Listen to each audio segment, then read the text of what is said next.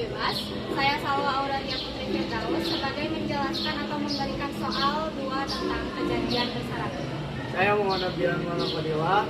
Saya memberikan contoh soal kedua dari kejadian saling bebas. Saya Dian Fadila yang akan memberikan dan menjelaskan contoh soal pertama pada kejadian saling bebas.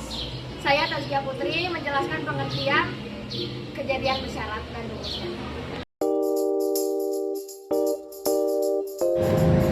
Yang pertama yaitu kejadian saling bebas, di mana kejadian saling bebas adalah kejadian A dan kejadian B disebut saling bebas jika kejadian A tidak berpengaruh pada kejadian B dan sebaliknya.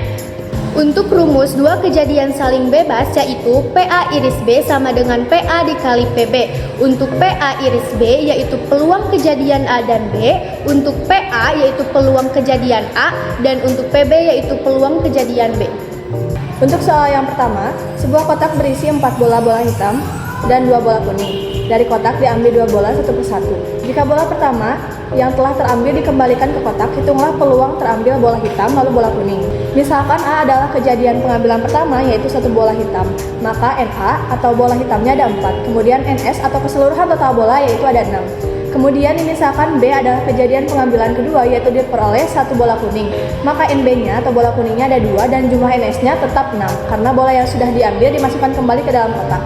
Dan rumus untuk mencari peluang kejadian saling bebas yaitu PA iris B sama dengan PA dikali PB. Untuk PA-nya yaitu NA per NS dan PB-nya NB per NS. Kemudian kita masukkan angka yang tadi yaitu NA per NS sama dengan 4 per 6 dikali NB per NS sama dengan 2 per 6. Selanjutnya kita sederhanakan menjadi 2 per 3 dikali 1 per 3 dan hasilnya yaitu 2 per 9. Contoh soal kedua yaitu pada percobaan pelemparan 2 buah dadu, tentukan peluang munculnya angka genap pada dadu pertama dan angka ganjil 5 pada dadu kedua. Penyelesaiannya A sama dengan kejadian munculnya angka genap pada dadu 1 sama dengan dalam kurung 2, 4, 6, maka P dalam kurung A sama dengan 3 per 6. B. Kejadian munculnya angka ganjil 5 pada dadu yang kedua sama dengan dalam kurung 3,5, maka P dalam kurung B sama dengan 2 per 6. Peluang munculnya kejadian A dan B adalah P dalam kurung A N B sama dengan P dalam kurung A dikali P dalam kurung B sama dengan 3 per 6 dikali 2 per 6 sama dengan 1 per 6.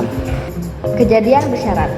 Kejadian bersyarat adalah kejadian tidak saling bebas, tetapi kejadian tersebut saling mempengaruhi. Peluang terjadinya kejadian B apabila kejadian A telah terjadi.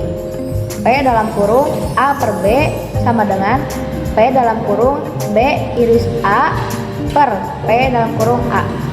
Oke audiens, jadi di sini saya akan membacakan atau memberikan contoh untuk pertanyaan dari kejadian bersyarat. Di sini ada soal seperti ini.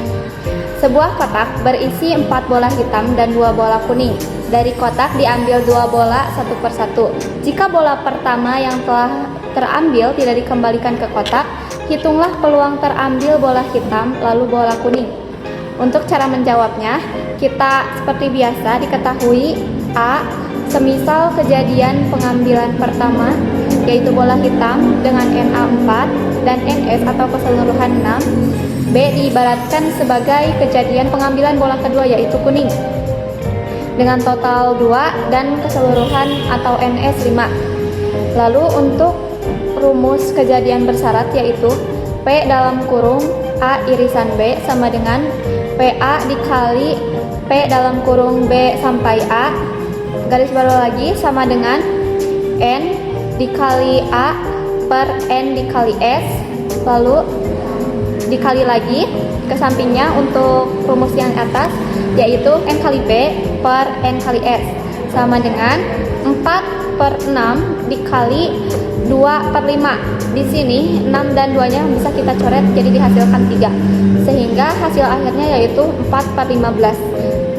Oke, di sini untuk contoh soal yang kedua dari kejadian bersyarat yaitu dari setumpuk kartu bridge yang terdiri atas 52 kartu, diambil sebuah kartu secara acak. Tentukan peluang munculnya kartu wajib dengan syarat kartu Jack, Queen, dan King terpilih. Jawab A. diibaratkan sebagai kartu wajib dengan NA sama dengan 13, dan B diibaratkan sebagai kartu Jack, Queen, dan King dengan NB sama dengan 12. N dikali A irisan B sama dengan 3, lalu NS atau jumlah keseluruhan yaitu 52. Kita masukkan ke dalam rumus yaitu P dalam kurung A sampai B sama dengan P di dalam kurung A irisan B per P dalam kurung B sama dengan lagi 3 per 52 per 12 per 52, lalu kita peroleh hasil 1/4. Kesimpulannya, kejadian A dan kejadian B disebut saling bebas jika kejadian A tidak berpengaruh pada kejadian B, dan sebaliknya kejadian B tidak berpengaruh pada kejadian A.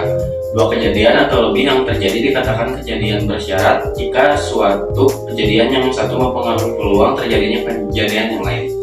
Sekian penjelasan materi dari kelompok kami. Mohon maaf apabila ada kesalahan. Semoga bermanfaat. Wassalamualaikum warahmatullahi wabarakatuh.